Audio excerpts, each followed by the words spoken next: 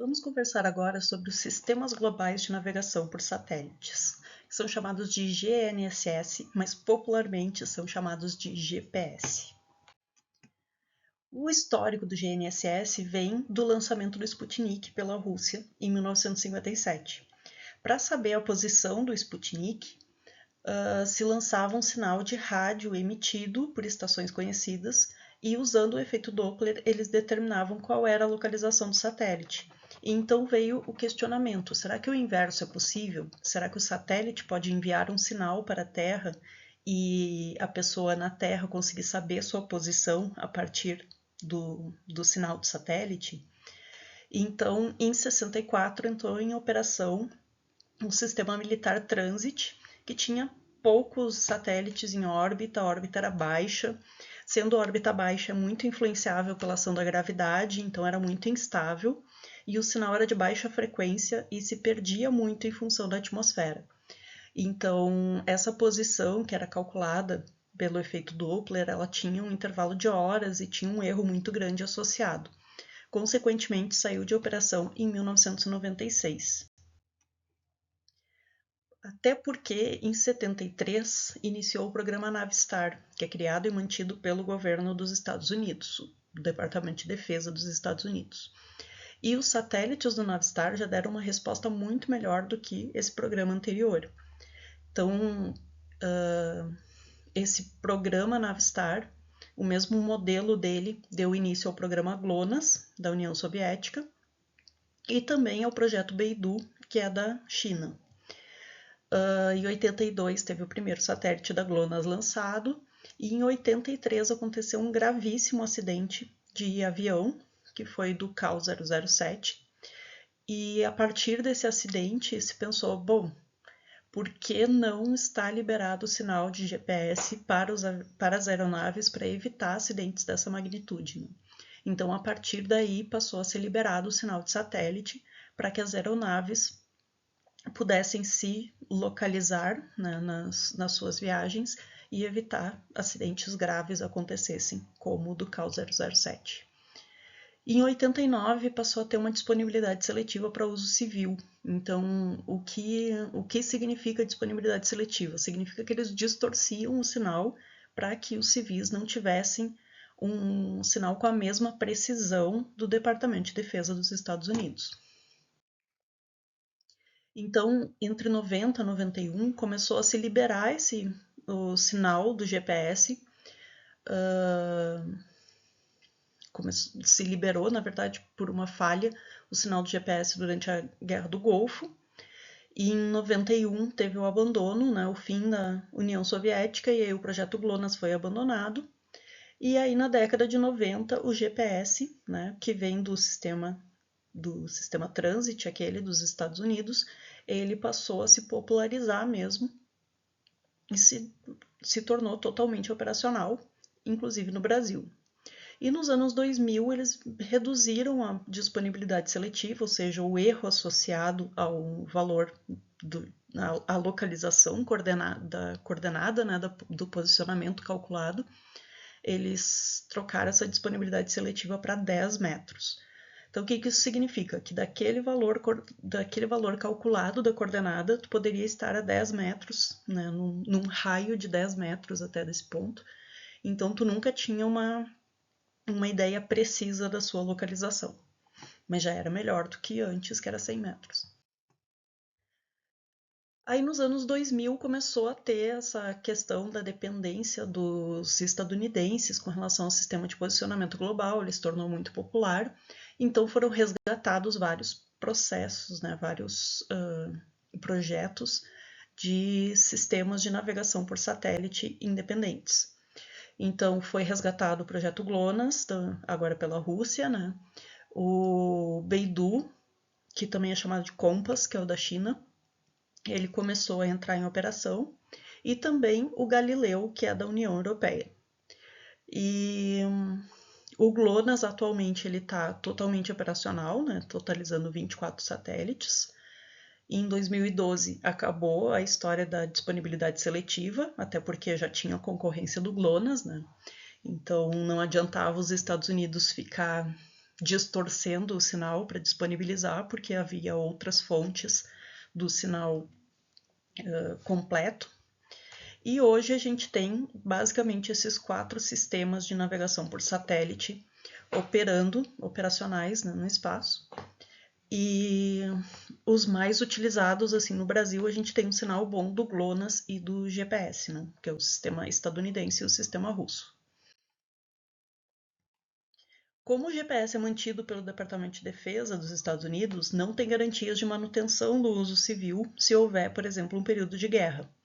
Então, tem outros sistemas militares. Só que aí, como já existem vários sistemas, União Europeia, China, Rússia, Estados Unidos, a suspensão total desse serviço passa a depender do interesse de todos. Então, é muito mais difícil que ocorra uma suspensão total do serviço, né?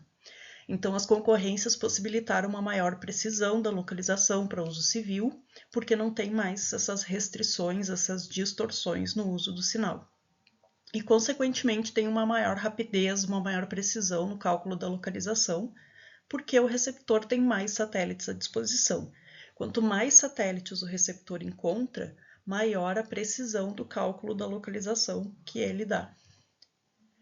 Então, eu falei que no Brasil a gente tem uma recepção boa do GPS e do GLONASS, mas na verdade isso tem muito a ver com os receptores, né? Os receptores serem capazes de reconhecer esses sinais. Então, a maior parte dos receptores Garmin, que são os mais comuns no Brasil, eles são compatíveis com o GPS e o GLONASS. Então, o GPS, os receptores GPS hoje em dia, tendo essa característica de receber o sinal dos dois sistemas, ele consegue enxergar muito mais satélites em órbita e aí, consequentemente, ele calcula a localização de uma forma muito mais rápida e muito mais precisa. E como isso funciona, tá? Esse sistema de radionavegação por satélite, ele se baseia na trilateração. O que é a trilateração? Tá? Primeiro, é a base do conceito do posicionamento. O receptor GNSS vai medir o tempo de trânsito do sinal, ou seja, ele envia um sinal e ele vê quanto tempo esse sinal demora para chegar até o usuário. E aí ele computa esses intervalos, né? Então, tendo esse intervalo de tempo, né, como o satélite enviou um sinal com a hora precisa. Quando o receptor recebe esse sinal, ele compara o seu horário com o horário do satélite. Então, ele consegue ver quanto tempo o sinal levou para chegar e, consequentemente, ele sabe a que distância ele está do satélite que emitiu aquele sinal. Então, ele tem a distância do seu receptor para o satélite. Então, o satélite envia esse sinal, que viaja na velocidade da luz até o receptor. Esse receptor tem códigos, né, que são idênticos e sincronizados ao do satélite, então ele consegue medir com precisão qual é a distância em milissegundos de recepção ali, né, do tempo que o sinal levou para chegar do satélite até o receptor, e com isso ele calcula a distância, né, que com a velocidade, que é a velocidade da luz e o tempo de trânsito, ele calcula a distância em relação ao satélite. Então, nesse momento, eu sei que eu estou a determinada distância daquele satélite, mas isso pode me dar um raio de vários locais do mundo onde eu posso estar, que estariam a essa distância desse satélite. Mas esse receptor ele não está enxergando um único satélite, ele está enxergando um outro satélite. Calculando a distância com relação a esse outro satélite, ele já sabe que está a tal distância de um e a tal distância de outro. Então, a partir daí, só tem 2 lugares possíveis onde coincide essas duas distâncias, né? Então, eu já tenho uma ideia ali da localização, mas não tenho certeza ainda se eu estou no ponto A ou no ponto B aqui, que é as duas intersecções ali entre os círculos. Mas, se eu tiver uma terceira distância, aí essa terceira distância, onde os 3 círculos coincidem, é o ponto onde eu estou. Então, tendo essas 3 distâncias, eu consigo identificar exatamente aonde eu estou, né? Por isso que é chamado de trilateração, porque eu preciso de 3 distâncias, né? 3 laterais, 3 cálculos de distância, e a partir desses 3 cálculos de distância eu consigo a localização precisa. Embora eu precise de 3 locais para ter a minha localização, né? Quanto mais satélites ele enxergar, mais preciso vai ser esse cálculo. Então, considerando aqui que é tridimensional, na verdade, a Terra acaba sendo a 4ª esfera, tá? Então, tem que coincidir as 3 distâncias, porque cada distância vai significar um raio em torno do satélite, só que a gente já parte do pressuposto de que a gente está na superfície terrestre. Então, uma dessas esferas que é considerada aí nesse cálculo das distâncias, a gente parte do pressuposto de que a gente está na superfície terrestre. Então, o modelo que é utilizado para simular a superfície terrestre, na localização da superfície terrestre, é o nosso datum, né? Nosso datum horizontal, é aquele sistema de referência que a gente utiliza, como o WGS-84, por exemplo, que é o elipsoide de referência, né? Então, esse elipsoide de referência, esse elipsoide é usado como base para calcular essa coordenada. Por isso que, se eu usar um elipsoide errado, por exemplo, usar um elipsoide local, eu estiver no Japão e usar o Sirgas 2000, que é o elipsoide aqui da América do Sul, ele vai calcular uma coordenada totalmente errada, porque ele vai considerar que a superfície terrestre é aquela superfície ali, e o Sirgas 2000, ele simula a superfície terrestre muito bem para as Américas, mas perfeitamente mal para todo o resto do mundo, né? Então, 4 satélites permite as coordenadas tridimensionais, ou seja, eu preciso de 3 satélites para calcular a localização, porque ele considera, né, ele percebe aonde esses 3 satélites coincidem com a superfície terrestre, que é o meu elipsoide. Com uma 4ª coordenada, ele consegue estimar qual é a elevação. Ou seja, então ele dá aquela ideia de altitude. Alguns GPS dão a informação de altitude, mas essa informação de altitude nem sempre é precisa, tá? Porque ela é calculada por esse processo de trilateração também, e principalmente porque ele é calculado tendo como base a superfície terrestre, não a superfície terrestre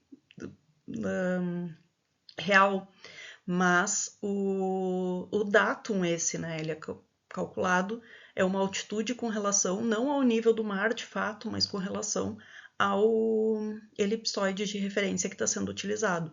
Então, isso pode dar uma pequena diferença aí com relação às altitudes calculadas, tá? Então, a altitude do GPS nem sempre é confiável, tá? Então, esse erro vertical, em geral, ele é uma, 2 vezes maior do que o erro horizontal. Então, se o erro horizontal lá está dando, tua coordenada é tal, mais ou menos 3 metros, a tua altitude pode ter mais ou menos 6 metros, tá? De erro. E quais são as principais fontes de erro nesse cálculo de coordenada através do GPS? É o erro de efemérides, que é a própria trajetória do satélite, né? Então, se o satélite perde, aumenta, diminui um pouco a velocidade ou perde um pouco de altitude, isso pode gerar um erro. Com relação a alguns efeitos da atmosfera, como atrasos ionosféricos, atmosféricos. Erro nos relógios do satélite GNSS, então isso é um erro bem pontual, que normalmente é corrigido com rapidez, mas pode ocasionar um erro para quem está em campo ali no momento. Erro dos receptores, então o receptor fazer algum cálculo errado ou ter algum defeito que vai calcular errado a coordenada. E o outro erro é o multicaminhamento. Multicaminhamento significa que aquele sinal do satélite ele não foi direto até o receptor, mas aquele sinal de satélite bateu na janela de um edifício, daí refletiu, bateu na janela de outro edifício, refletiu, aí bateu na janela de um carro, refletiu e depois chegou no receptor. O receptor não sabe que o sinal deu essas batidas, sabe? Que deu esse zigue-zague aí. Ele considera como se o sinal tivesse vindo direto. Então, esse erro de multicaminhamento é muito comum, principalmente nas cidades, tá? Então, aqui está representando como acontece esse erro do multicaminhamento, depois vocês podem olhar com calma. E aqui alguns exemplos, né, de erro em sinal de GPS e consequências possíveis. Então, os GPS, os equipamentos receptores de GPS, eles são classificados de acordo com o uso, a aplicação e as características, tá? Com relação ao uso, existem os GPS militares e os civis. Com relação à aplicação, tem o GPS, o receptor de navegação, de geodésia, de topografia, de SIG e de receptor de tempo. E com relação às características, tem características do tipo de antena, número de portadoras, código, memória, etc, etc. Os receptores de navegação são os mais comuns. Eles trabalham com a pseudodistância, ou seja, aquele processo de trilateração. Qual seria a distância com relação ao satélite, e com isso ele calcula qual é a tua localização no local. Esse sistema de pseudodistância ele tem a precisão de alguns metros, então ele normalmente dá um erro ali de mais ou menos 2 metros, mais ou menos 3 metros, só que ele fornece as coordenadas em tempo real, então tu tá ali, tu tá recebendo o sinal, ele já tá calculando a coordenada e já tá dizendo onde tu tá. Tu te mexeu 1 centímetro, ele já tá dizendo que tu te mexeu. 1 centímetro não, né? Tem precisão de metros, então tá, tu te mexeu 3 metros ali, ele tá mostrando que tu tá te movimentando, porque ele está acompanhando essa movimentação.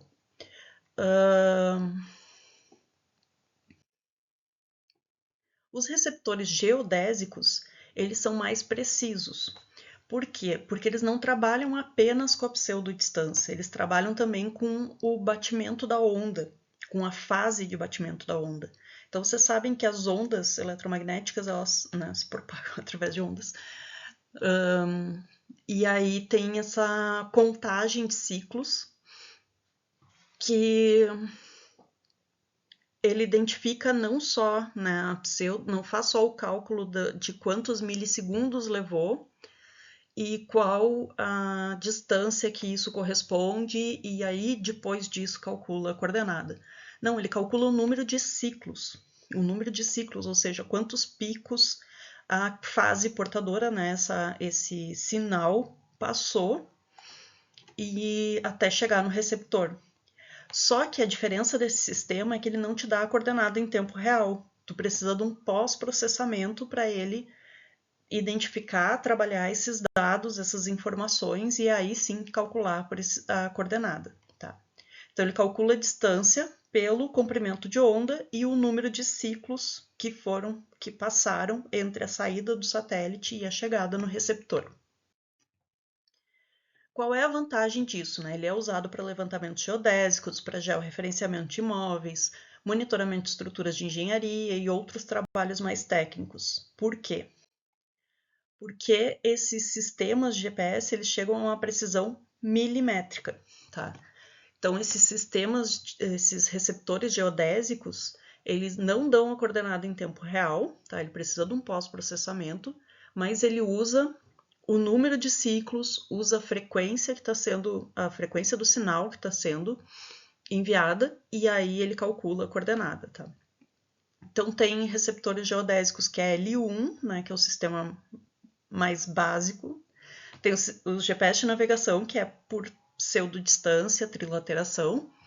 Aí os satélites geodésicos L1, que trabalham com uma fase portadora, e o L1, L2, que trabalha com 2, né? E usando 2 frequências, ele consegue diminuir perturbações no sinal, eliminar a maior parte dos erros, e aí ele tem uma precisão ainda maior. Tá?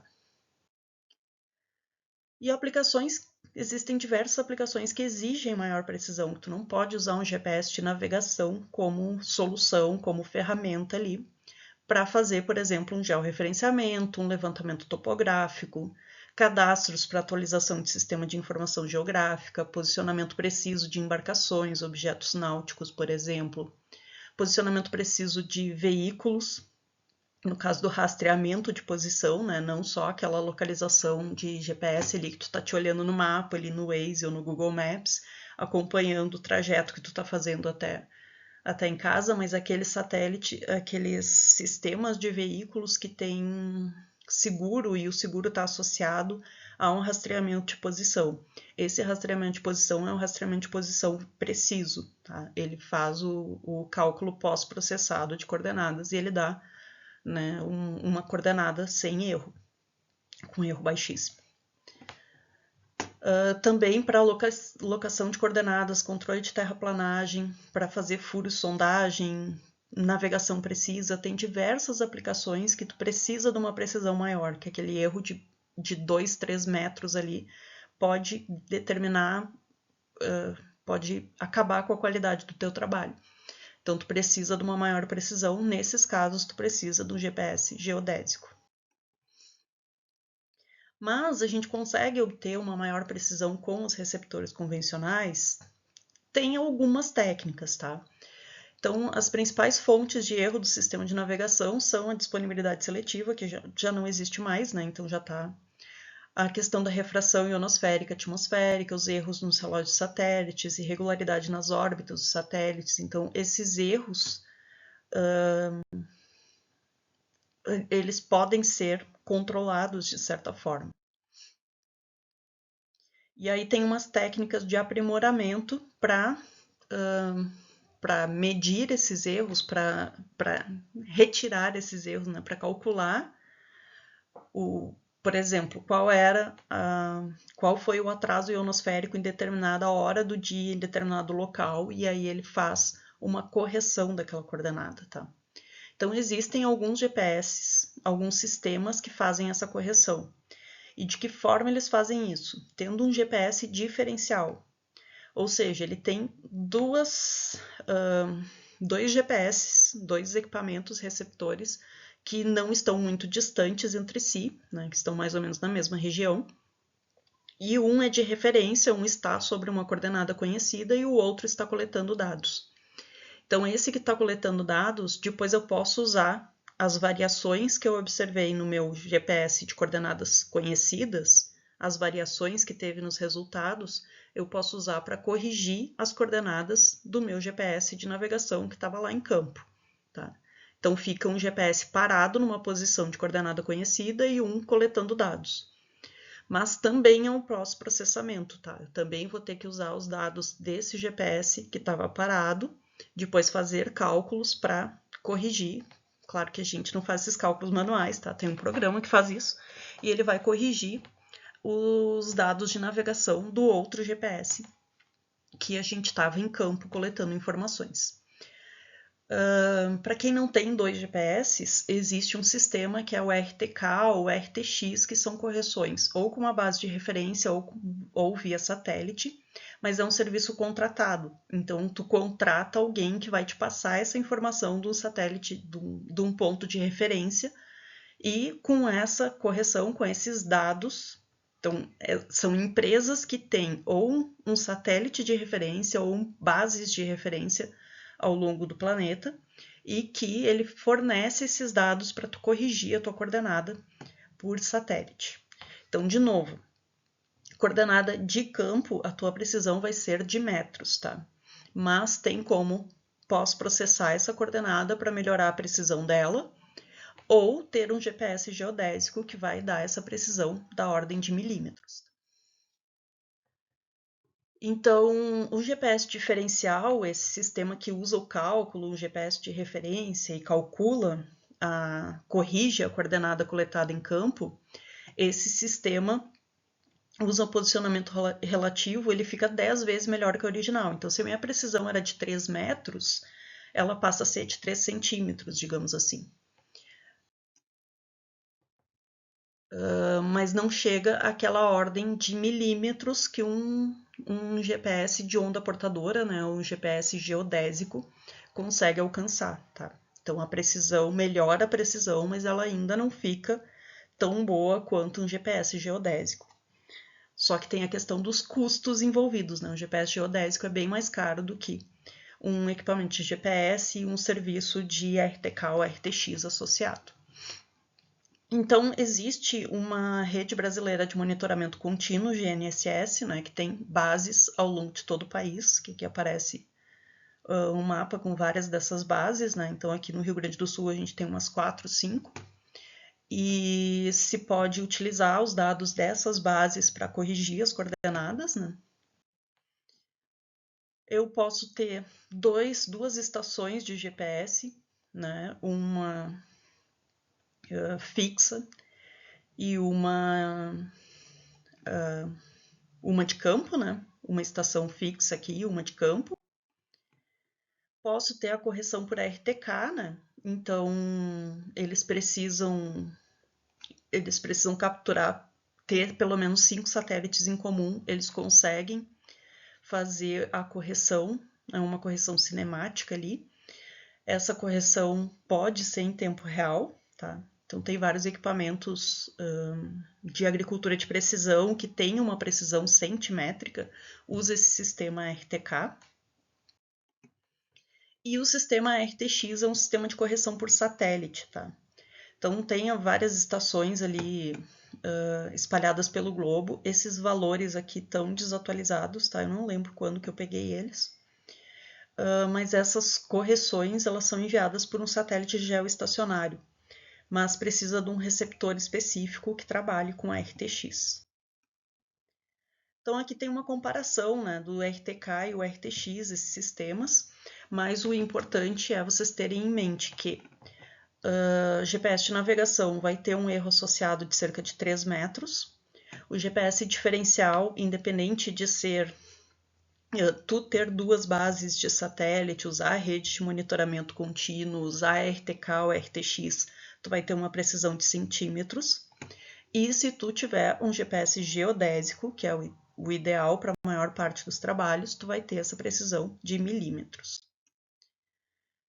Então, quando a gente está trabalhando com GPS de navegação, é importante, ou GPS geodésico, tá? Nos dois casos, é importante ligar, esperar ali uns 60 segundos, deixar ele não ligar e já anotar a coordenada, já começar a coletar os dados. Dá um tempo ali para ele receber bem os sinais do satélite, conseguir corrigir aquilo que tiver de multicaminhamento, que talvez com o movimento satélite ali ele já identifica que aquele satélite não é confiável, usa os outros no cálculo. É importante que a antena do GPS esteja na posição horizontal. Então, os GPS geodésicos, em geral, eles têm aquela antena circular que fica no topo e capta melhor o sinal. Mas os GPS, por exemplo, que estão nos celulares, em geral, eles estão a antena está na parte mais comprida do celular, então o ideal é manter o equipamento plano, né, com a face para cima, para receber o sinal da melhor forma possível. Receptores de GPS, esses de mão também, o GPS de navegação também, tem que segurar ele na horizontal, porque a antena está no sentido mais comprido ali do equipamento. Observar também, ali ele mostra o mapinha dos satélites que ele está enxergando, é importante observar esse mapinha. Observar o entorno, se tem muitos edifícios, tem muitos morros, floresta ou outras interferências que podem acontecer. E anotar isso também, né, para caso identifique ali um erro e tu percebeu ali, anotou em campo que tinha muitos edifícios no entorno, talvez tu possa deduzir que aquele erro, que aquele valor que está meio suspeito pode ser um erro relacionado ao multicaminhamento, por exemplo. E também coletar vários dados em sequência. O melhor é não desligar e ligar o receptor o tempo todo, mas permanecer com ele ligado, que daí ele mantém essa comunicação com os satélites e com isso melhora a qualidade ali do cálculo da coordenada que ele está fornecendo.